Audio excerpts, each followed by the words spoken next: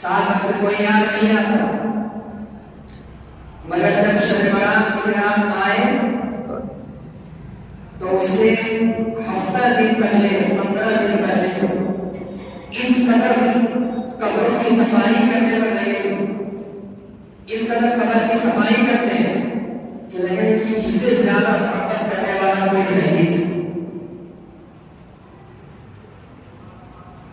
اس سے زیادہ محبت کرنے والا کوئی ہے ہی نہیں۔ آج قبرستانوں میں لائٹ لگائی جاتی ہے اور اس کو دلہن کی طرح سجایا جاتا ہے۔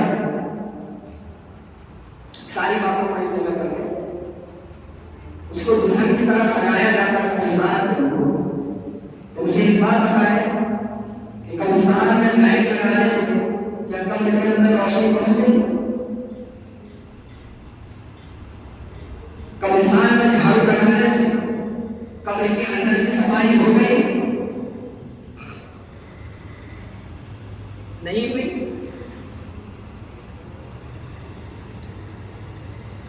قبر کے اندر کی صفائی ہونی چاہیے نا،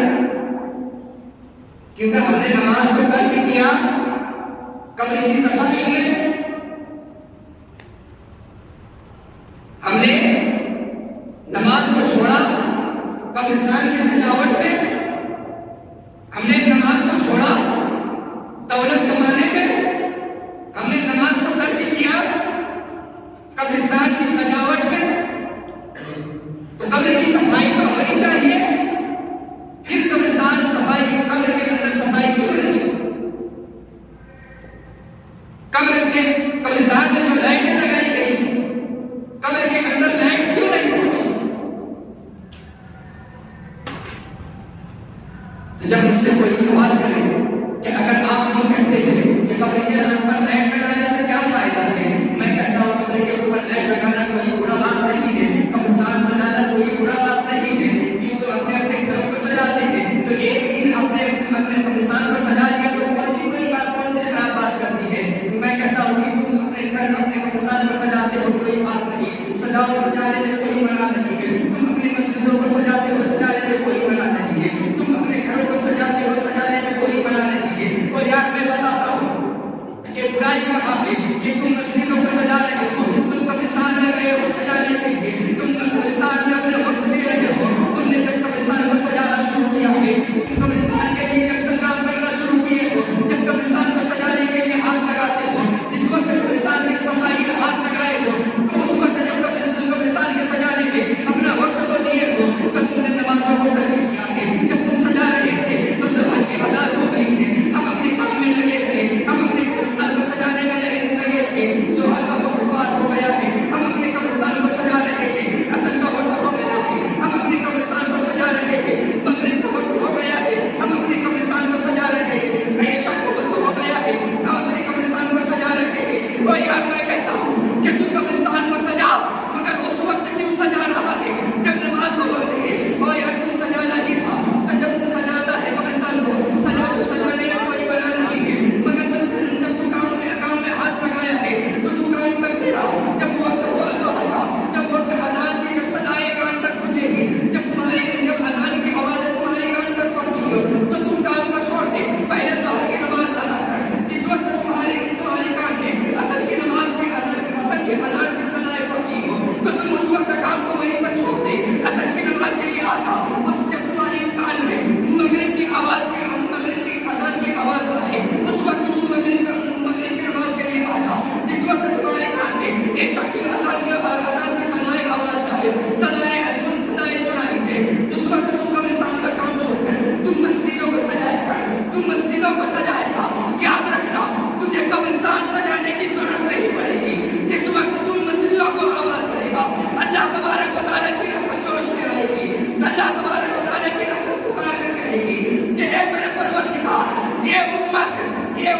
یہ فلاں قبر کا انسان ہے، یہ فلاں قبر میں جو آرام کر رہا ہے یہ اس کا بیٹا ہے، جو فلاں قبر میں سویا ہوا ہے یہ اس کا پوتا ہے، جو فلاں قبر میں سویا ہے یہ اس کا نواسا ہے، جو فلاں قبر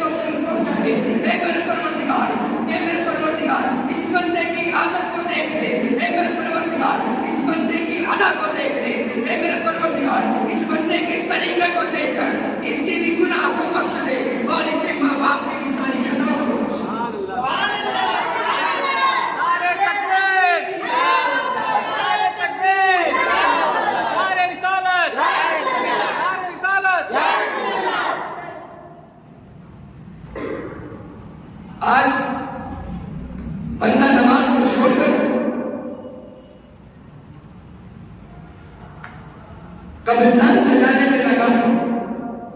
قبرستان کی صفائی میں لگا ہے. میں قبرستان کی صفائی کے خلاف نہیں، مگر خدا نماز کو ترک کر اگر تم قبرستان کی صفائی کرو گے تو یاد رکھنا جس قبر کی تم صفائی کر رہے ہو اس قبر کا مردہ بھی تجھے دعا دیتا ہو. اگر اللہ تبارک و تعالیٰ نے ان مردوں پر پردہ نہ کیا ہوتا تو مردہ بھی تجھے لعنتیں بھیجتا ہوا نظر آتا. تم آج نماز کو چھوڑ کر قبرستان کی صفائی میں گئے،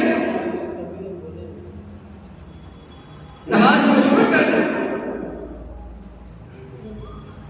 قبر کو سجانے میں لگے. قبر